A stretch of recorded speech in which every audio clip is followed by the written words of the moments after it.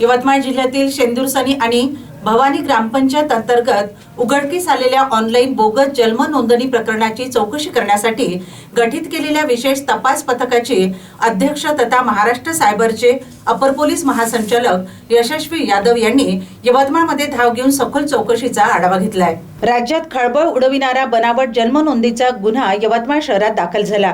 यानंतर थेट अपर पोलीस महासंचालक यांनी तपासाची सूत्रे हाती घेतली। विशेष तपास समिती तयार केली। गुन्ह्यातील 13 आरोपींना शोध घेऊन त्यांना यवतमाळ पोलिसांनी अटक केली। यामध्ये CRS पोर्टल हॅक करणाऱ्या मुख्य सूत्रधाराचा समावेश आहे। 2000 रुपये घेऊन बनावट जन्म प्रमाणपत्र PDF स्वरूपात दिले जात होते। असे प्रमाणपत्र घेणाऱ्या तिघांना मुंबई ठाणे येथून अटक करण्यात आली। हॅकरने मोठे नेटवर्क तयार करून व्हॉट्सअप ग्रुपच्या माध्यमातून हे नेक्सस सुरू केल्याचे तपासातून पुढे आले आहे। यवतमाळ पोलिसांनी बिहार राज्यातील सरन येथून आदर्श कुमार दुबे या मुख्य हॅकरला अटक केली।